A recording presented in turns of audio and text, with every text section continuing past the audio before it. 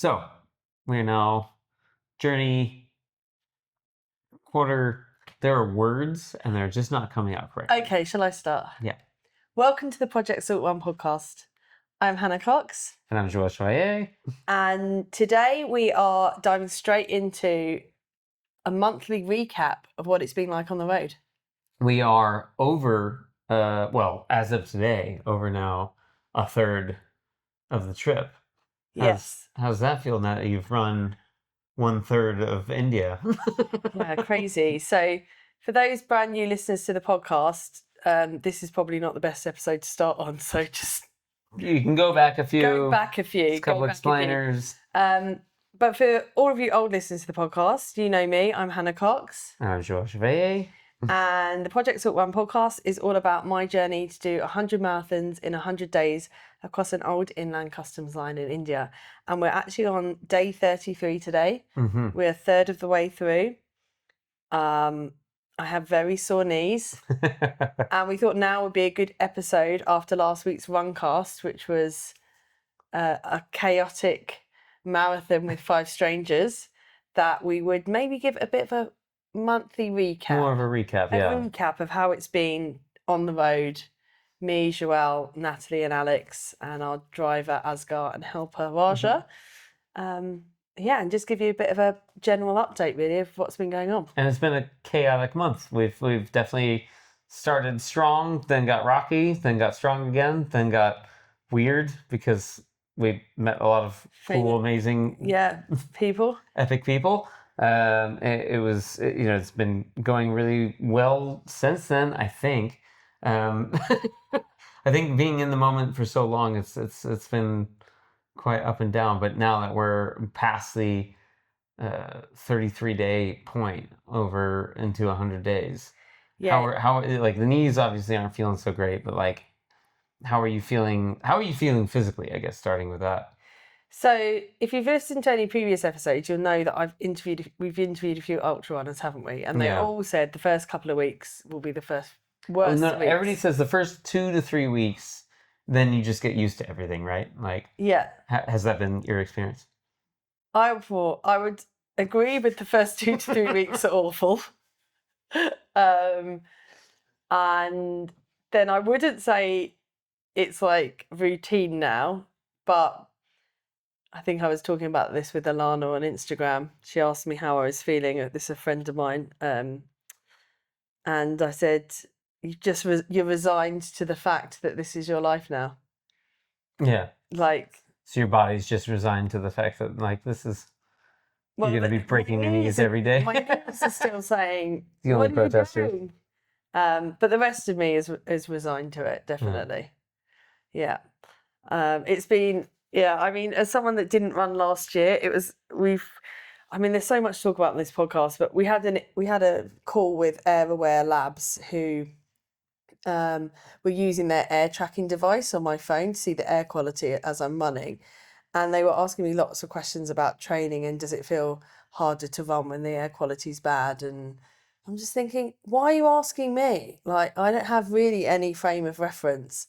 It's just really hard to run a marathon every day. Like, at least I can blame the air quality. Because the air quality in India is really bad at the moment. Specifically at the moment is the worst that it's almost, I think, ever been. There's also been a volcano in Ethiopia that's supposedly participating onto this. But basically, something about air particles and everything else is like the worst of the worst of the worst. And honestly, we've been able to stare directly at the sun most days, almost all day long. So I'm not a scientist. I hope that maybe tells somebody something that's a normal thing. But yeah, I don't think we've come at necessarily the best time for air clarity. Yeah, but I also didn't think, when I'm running along a national highway next to haulage lorries and mopeds, I wasn't like, why is the air quality so bad? It's like, what could so all the dust and smog that just kicks in your face, the burning plastic on the side of the road. I mean, running in India, I guess for anybody that is listening to this podcast who's never been to this country, perhaps we can give you maybe some of our first thoughts on the country when we got here. and then we'll tell you a little bit about our day-to-day. And I don't know if you had any specific things you wanted to go through today. Yeah, main bits that I wanted to start off with was kind of like overall experience of running through India, and I guess like you touched on that was good, and actually probably one of my first favorite shots that I got of you was probably day 2 of starting the run. It was you and Alex running, and an unfortunate thing that we've come across quite a lot throughout India, because they don't necessarily have the infrastructure to deal with a lot of trash, or they don't necessarily deal with it the way that we do in the West, where they'll just put it into a giant pile and like hide it somewhere. Is what they'll do is they'll normally just sweep it all up and then burn it. That's the most efficient way, I guess, they've figured out to kind of deal with it. So I have a really great shot of Hannah and Alex just running straight towards the camera with a small burning pile of trash. Yeah. Right. That way, just kind of showing, I guess, the air quality of the town that we were going through at the time. Not trying to make any statements, but yeah, I felt like that was a bit of a, maybe it was a foreboding of the rest of the, you know. No, not at all. So, I mean, running in India is very different from running in the UK. Obviously, there's the heat. You know, it's not as hot as we thought it would be. It has cooled down a lot since the beginning. It's around about 27 to 31 degrees in the hottest part of the day usually, which thanks to the altitude centre and the heat acclimatization that I did there, I'm finding bearable to run in. We've only had one close call. Yes, we'll get onto that in a minute. But the main thing is the noise in India is just it. Well, we've been lucky. We've run sometimes through villages, sometimes along the national highway. So it's been really varied. Every day has been very different. But when I've been running along the national highway, I mean, the horns, the blaring, it's constant. It's non-stop. People are blaring their horns to say, I'm behind you, I'm in front of you, I'm at the side of you, I'm just here. I mean, I've seen people driving down the road and they've been the only person on the road, and they're still just holding down the horn the whole time. And I'm thinking, who is the horn for? Yeah. Whereas when the road is chaotic, I think that makes sense, because there's like a cow over there, there's 3 dogs over there, there's a moped going the wrong way over there. I kind of understand the horns in that situation. But yeah, lots of horns on the road, so it's very loud and very chaotic, and you have to be very hyper vigilant because traffic rules don't seem to exist. Imagine the M25 but with 2 lanes, and there's traffic coming down the hard shoulder the wrong way. Throw in some cows and some dogs, and you've probably got a good description of a Indian national highway. Yeah, that sounds about right. Yeah. Just one cow just chilling right in the middle of the freeway, not giving a shit. Yeah. Quite a lot of those. And a few monkeys thrown in for good luck. Yeah. So the running's been interesting in that, because it's just always something to look at and something to do. But yeah, the heat has been hard. We had a day on day 11 where I had a bit of a issue. You can maybe talk about that. Well, it was basically, you were doing your best going through, and we were trying to get as much fluids into you as we could, but yeah, eventually at one point you just almost ended up passing. Well, you did pass out under a overpass at one point. Thank God Alex was with you. But then there was another point getting on to the van. We basically, or I think we were pretty close to the next checkpoint. Luckily, we were just falling behind you, but then you just started getting real woozy, and it was just time to just pull you out. And I think we had to sit you down for a solid, was it like 2 hours or something like that? Took a nap. That was the closest we were to pulling it. We had to keep kind of doing the full, heat exhaustion check and making sure you weren't having, like all the issues. Luckily, you weren't really suffering any of the signs other than the wooziness. And once we gave you some rest and some liquids, you were back on the case, and we were able to finish later in the evening. But yeah, I think that's the closest we've been. Since then, though, it's been a lot cooler, I think, and we've had some hot days, but I think the other big thing is not running so mid-afternoon has been something that's helped us out a lot, right? Well, we've not really had a routine though, have we? We started off being quite good with early morning starts and finishing kind of mid-afternoon. it's taking me around 6. If you're thinking about a typical day, maybe we should explain a bit of a typical day. What is a typical day? We started with like waking up at 4:30 in the morning. We were doing really good. So I guess a typical day maybe would be we would wake up, we get you fed. We would make some oats the night, overnight oats the night before. Get you set up, ready to roll. You start running, usually with Alex, depending on how early it is before sunrise. Get you some lights, whatnot. If not, then we'll go out. We've been sticking more towards just crack of dawn, running with the sunrise. And then at the beginning, we started with about 10K breaks. Now we're going up to 15, which is pretty great. Which is good, yeah. But now I think we've shifted from more early starts, finishing about 3 o'clock, to now quite significantly later starts. But we're only still ending around 4-5 o'clock. So I think that's a good kind of break, right? Balance. The difficulty with the marathon a day is if there's anything else that we want to do that day, it's massively affects. Yeah. It just daisy chains on. It just everything's kind of a debt, right? Of like a time debt.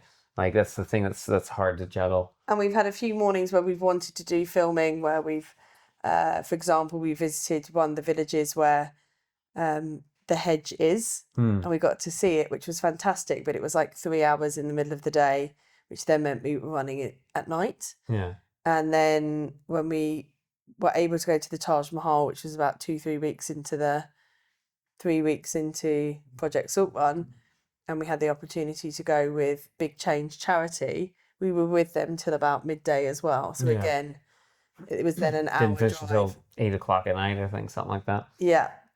So we have had a few days where we have been running at night time, but more than I would like, maybe 5 or 6, but it's definitely been a majority of getting up in the morning, get the run done, and then it's almost like, what if we have any energy left at the end of the day? We try and do our other jobs like the podcast. The chores. For context, we're recording this at like 10 to 9 at night.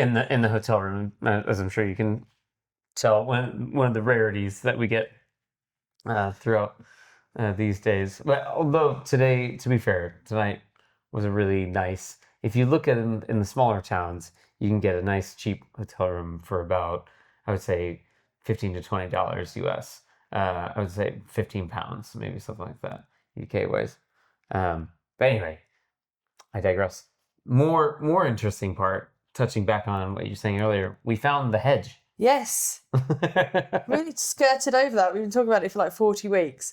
So I think there's kind of 2 significant days really. Day 15 was when we found the inland customs line. So the English along the inland customs line, especially along the canals, which is where we found it in Powell, this like herringbone design, which if you're from the UK, you'll recognise that as kind of typical brick lane design for paths in like gardens or anywhere really.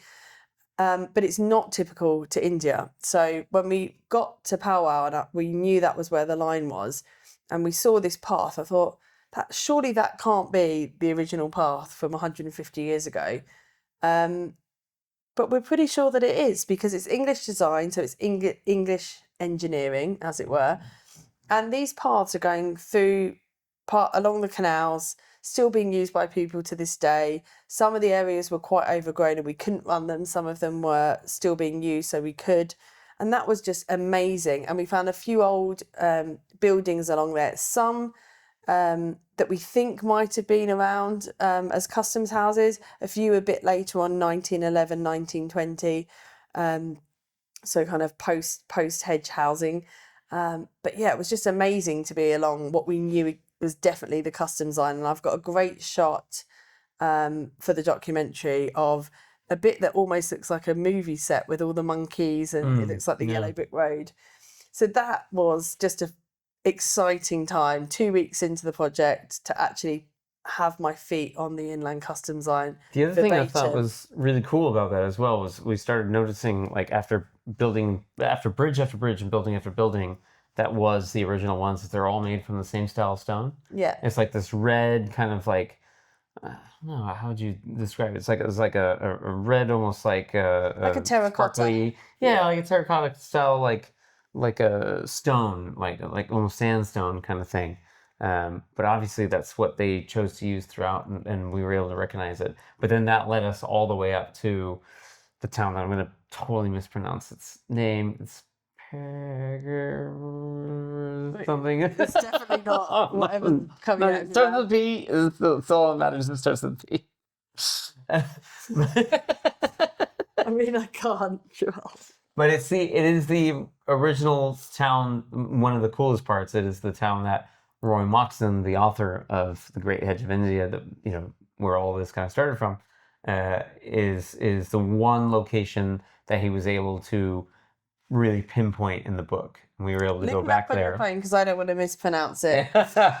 While you're looking it up, I'll tell everybody the story of us visiting that village. So we'd done a bit of running in the morning because we were kind of on the way to the village because we knew that was where Roy had found. If you've read the Great Hedge of India book, as I'm sure you have, it's right at the end of the book where he finally finds a village where they know what he's talking about, and he finds what he believes is remnants of the hedge. And we got to the village and a guy was like, yeah, this guy might be able to help you. And turns out it was the nephew of the man who Roy had spoken to originally 30 years ago. And he said, oh yeah, my uncle used to have, Roy sent him a copy of the book, a signed copy of the book. Yeah, I can show you the same place that we showed Roy. I can show you the hedge. And this guy was in his, probably 60s, 70s maybe. So he called himself a pensioner. Yeah, he was retired. So, yeah, it was amazing. So we went down to the river with him and his friend. We saw the remnants of the hedge. I stole a bit and put it in my book. We sat and had chai with them. It was amazing. And then they couldn't find this signed copy of the book that they had. And they were like, oh, we've lost it. And I was like, okay, that's a bit of a shame.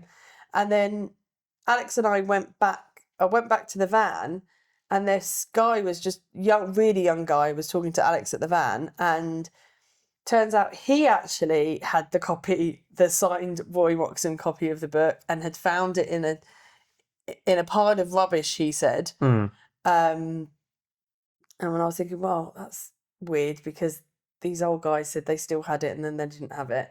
But he didn't want to be filmed. So it was a bit frustrating, really. Anyway, we went off for the run, carried on running. And then he ended up about 5K in. Him and his friend drove their motorbikes. Were like, oh, we were trying to find you. Had the signed copy of the book that Roy had signed. He'd underlined all the bits about his village. He'd reread them. He said he always wanted to meet Roy.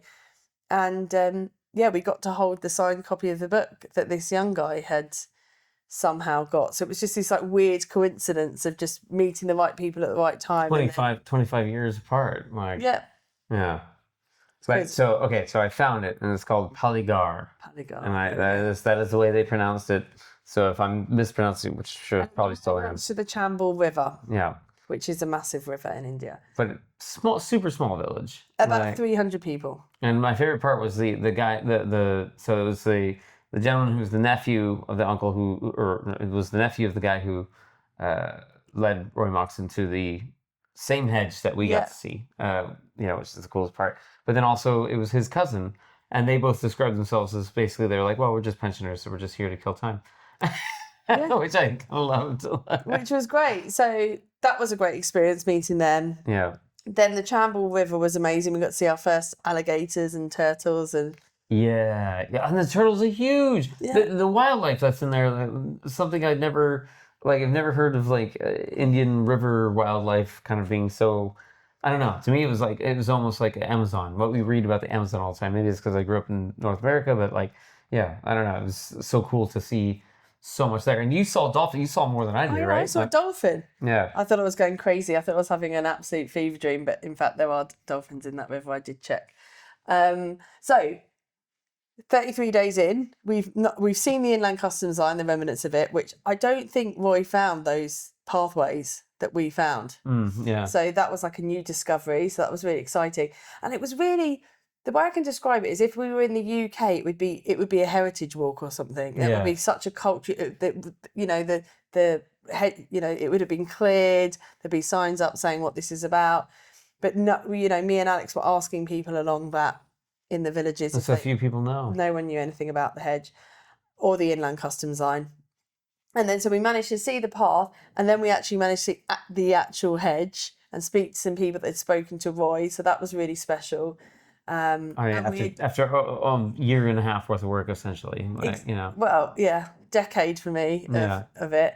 And it was the same week that we'd named the van, and the van winner, Maria, had called the van Moxie after Roy Moxham, which was very funny because when Freddie told me the winning name, he was like, "Oh, the winning name's Moxie." I was like, "Why have you called it that?" Like, he was like, "For Roy Moxham." I was like, "Oh, yeah." So we kind of named the van that week as well. So it was all kind of came together in one go.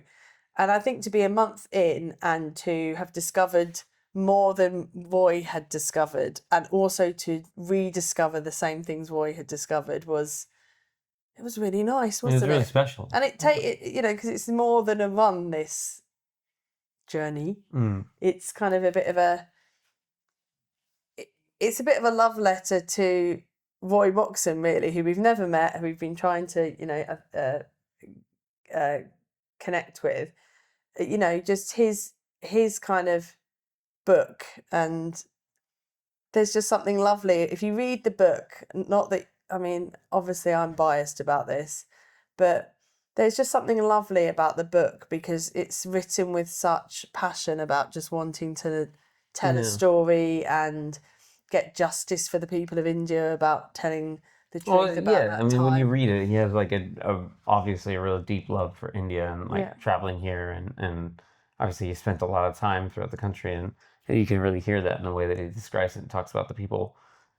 He's also very off the cuff about it, which is really it makes it so much fun to read because, you know, like if somebody screws him over, he doesn't sugarcoat it. Yeah, he's a very good storyteller, so I would recommend it. It's a very good Christmas present as well, I'm sure. So those from a historical context, those have been some great parts. I would go on to talk about the historian we met in Janzi, but we've got loads of other stuff to discuss this podcast, so maybe we'll touch on that a little bit later. And we've talked a little bit about the running, about the heat exhaustion. I guess the only other thing I would say about the running is the Taj. Oh yeah, let's talk about the Taj. Let's talk about the Taj. Go for it. So why were we at the Taj Mahal? Well, so we faffed around getting to the Taj for a while because, well, I think because of Freddie, right? So it all started with Freddie. It's not because of Freddie. Well, I mean, yeah, it was a kind of lead up for Freddie. But it was a big change, really. In the end, it was a big change. We linked up with them. What they became one of our charity partners. Yes. And they just so happened to be with Freddie in Agra.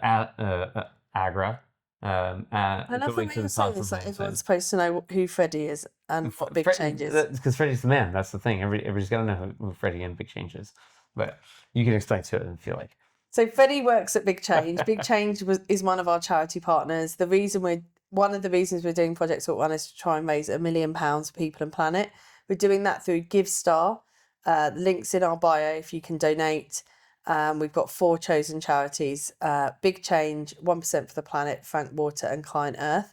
Big Change are a charity that empower young people to help make the world a better place, and they do that through lots of different fundraising efforts. But one specifically is they run something called Strive Challenges, which is when incredible philanthropists donate their time and their money to take part in endurance challenges around the world to raise money for Big Change. And they just so happened, coincidentally, to be at the Taj Mahal the same time as us. So we had to go and meet them.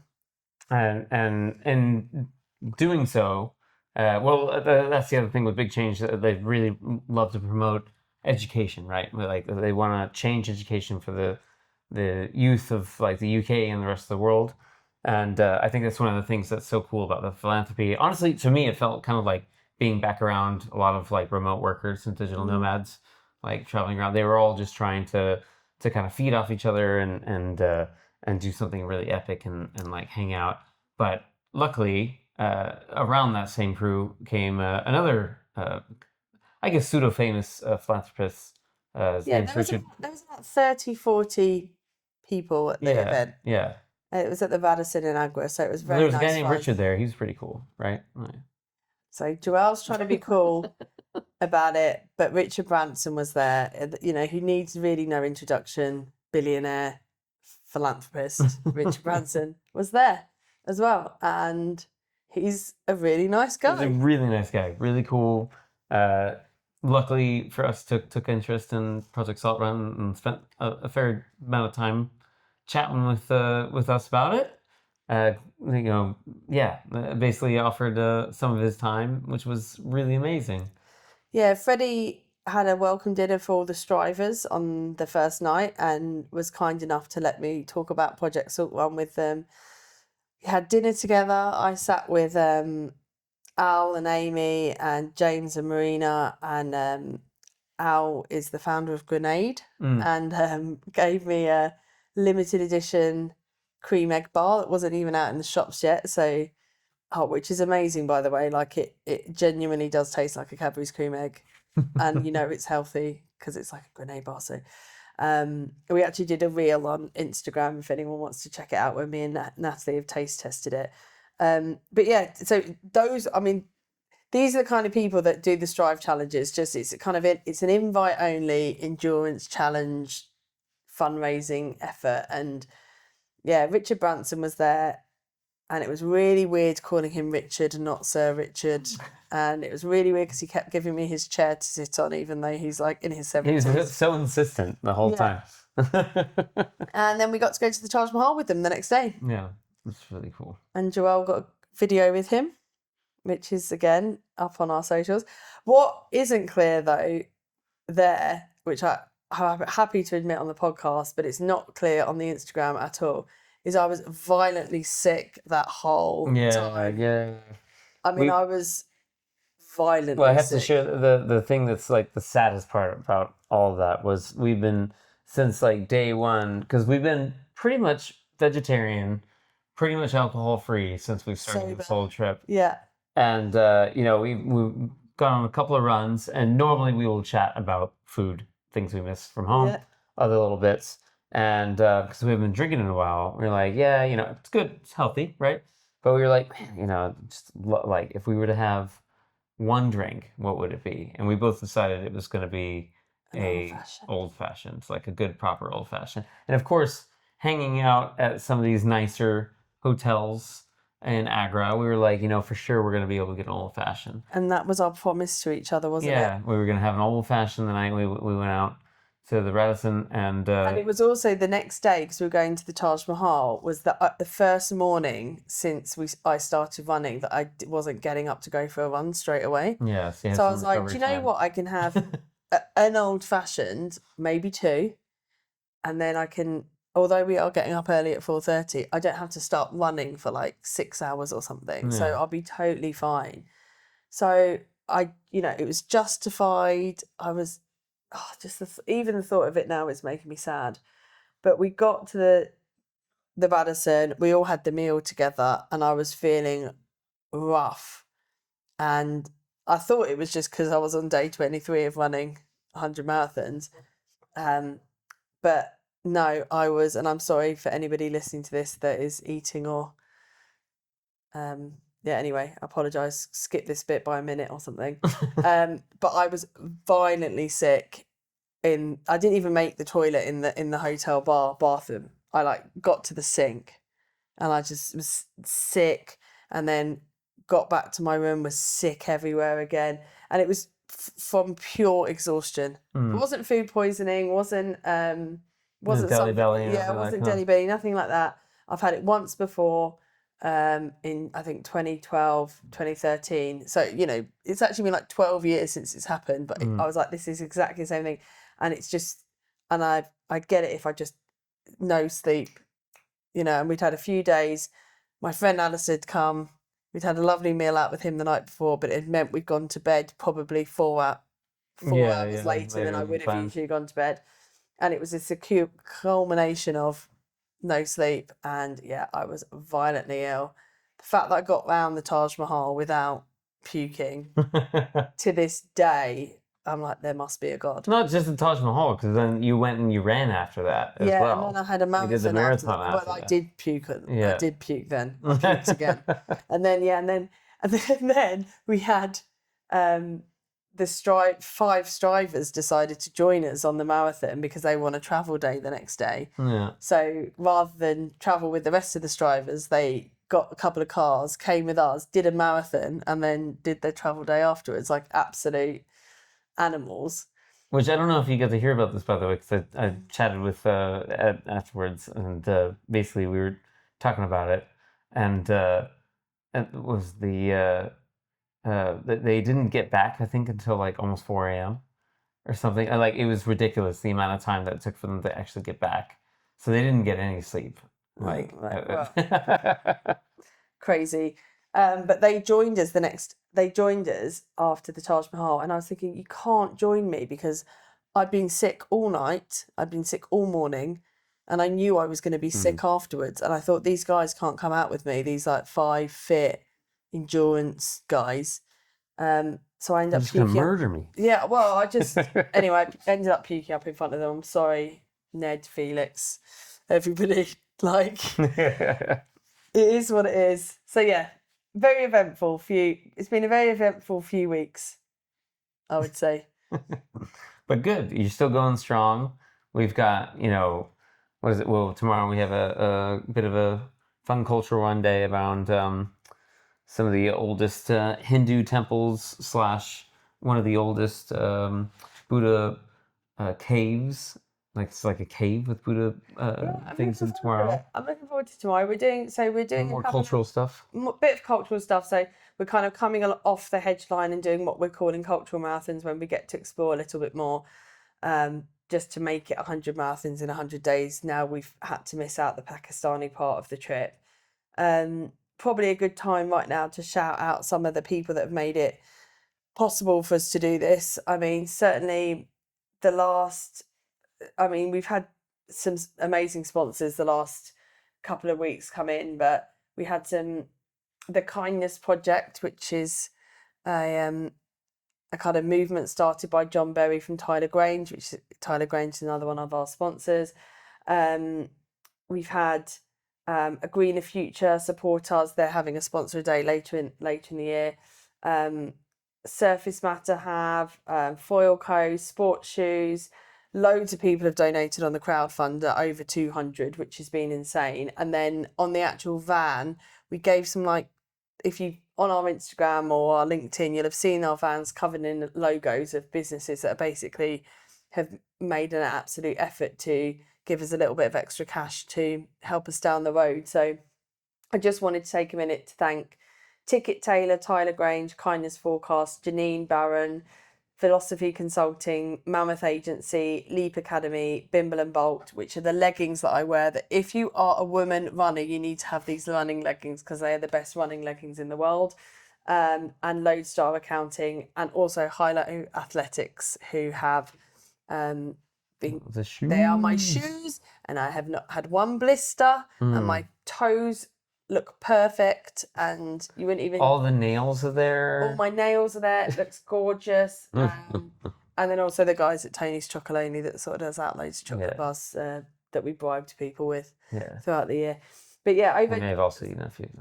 Yeah, so over 200 people, and that's for crowdfunder. So again, for those of you that listen to the podcast for a long time, you'll know crowdfunder is what we've used to fund the expedition, so that we've been able to come out to India, pay people's wages, pay for the van, all of that kind of stuff. And GiveStart money is the money that goes to the charities. So to raise the $1 million, if you want to help us raise that $1 million for charity, please give to the GiveStart. If you want to help us continue life on the road, give to the crowdfunder. If you don't want to do either of those things, just share the podcast with someone that you think will enjoy it. Yeah. I think that might be a good spot to go, because we have to go to bed so you can get up in the morning to keep running. A couple of things I wanted to talk about quickly though before we went is, if you already know that I founded the Better Business Network, we have just announced our annual gatherings for 2026, which feels ages away, but it's not. It's literally like in a month. Literally around the corner. It's literally in a month. Which is crazy. Oh, it's kind of painful to think about, actually. I know. So usually we have an annual conference in Manchester, which happens every January, which obviously is not happening next year because I am in India. So we've decided to do something a little bit different. We've decided to put on 2 events called The Gathering, one for land and one for sea, one in the north, one in the south in June next year. So for all the details of that, head to the Better Business Network website. Tickets are only available to members at the moment. We might release some to the general public next year if any are left. But it's for our members, and the network exists for businesses and individuals who want to make the world a better place. And it's a business that I really, really care about. I had the guts to, before, when Project Salt One became an idea, I decided to throw my eggs into the Project Salt One basket and the Better Business Network basket, and just wanted to give a massive shout out to Jamie and Molly, who are steering the ship with Matthew while I'm away and making it a lot easier for me to be out here and enjoy this experience. And obviously the Better Business Network are the sponsor of this podcast. Couldn't do that? Literally couldn't do that. Literally couldn't do that. So yeah, just wanted to do a few shout outs at the end of the podcast. But I feel like we've done loads of shout outs, and now I feel like we owe people like a story.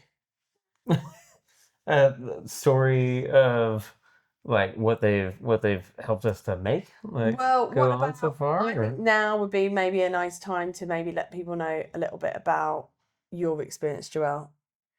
My experience as a whole. Yeah. Well, like from day one, going on through. Well, I mean, obviously, so it's been a great experience to me. I'm very lucky in my life. I've been able to travel loads. I've been able to go all over the world, but it's been fun that I've not actually been to India before. So India is a whole new world to me. And it's been really amazing to be able to experience it. I won't lie and say that it's been all, cupcakes and kittens kind of thing. I will definitely say this is probably the hardest job I've ever had, in the sense that we have been on, like I knew we were going to be on the clock nonstop. I didn't think we were going to be on the clock nonstop, waking up in the morning, running all day long, like literally and figuratively in both senses, for all of us, everybody on the team. And then, I mean, I by the time it's like 9 o'clock, I'm fucking shattered. Like, which is, I'm a night owl. I'm not the morning kind of person normally. But I've become quite that. I actually did enjoy it for a minute when we were on that 4:30 clock running around. So yeah, I think that's kind of it in a nutshell. It's been amazing to be able to experience the culture and the craziness of India, but we've been paying for it with the work of getting from point A to point B and doing a marathon every day. It's I feel like it sounds like a simple enough logistical challenge, but I think with a lot of, especially the roads, I think that's the biggest one working. And we're so lucky that we have Asgar and, Raja to help us, who are locals and they know the roads. They've been driving for years. But I mean, we've gotten stuck down quite a few small spots, had some whole cities closed to us trying to go in. Yeah. And just rearranging things on the spot. It's been a very rewarding but very complex challenge at the same time, and I don't anticipate that's going to change anytime soon. So bring it on. It's been hard is what Joelle's trying to say. Like, I think we all knew this challenge would be hard, but it's been really difficult. We definitely have had some curveballs thrown in all the time. And yeah, I think trying to do this with a team of 4 people is, in one ways, highly ambitious, but also like it's all we can afford. So, it's been a trip. But for those of you that listen to the podcast, you've listened to the podcast since day dot, listen to me and Joelle interview people and stuff, you'll know this is what we've been leading up to, and it's enjoying every single part of the experience. But if you've got any questions for us or for Natty and Alex, please send them through to us. We're going to be doing these field journal kind of weekly updates every week until we finish. And we'd love to hear from you guys, and if there's anything you want to know more about, or you'd like us to do a video on, if you want us to do any more run casts, if you want us to do stuff from the bus, just let us know. We'd love to record that and get it out there. So yeah, and keep you updated. Like, you've been with us this whole journey, so we don't want you to think we're not sharing stuff with you. We're happy to share whatever you like, but you need to let us know what you want. Yeah, exactly. We haven't even talked about food. We haven't talked about loads of stuff. I think it's going to have to wait tonight. But we're not going to do it today because Scott is knackered. He can't handle it. Anyone would think he was the one that ran the marathon. Yeah, today. Exactly. I didn't sat in the bus all day. But anyways, thank you so much again for listening. We will be back sometime next week, hopefully on time on Thursday, because that's what we are aiming for. No promises with the chaos. But as always, you've been listening to the Project Salt Run podcast. This is the Field Journals. This is us just being out and about, recording when we can, giving you updates for where we are. If you are interested in donating to our charities and fundraisers, that is at Crowdfunder, Project Salt Run, GiveStar, Project Salt Run. Links are in the bio. Everything's on our Instagram as well. And we also have a WhatsApp community that you can join, where we're giving kind of daily updates, and I'm allowed to post videos because they're not as aesthetic as the lovely stuff that Natalie puts on Instagram.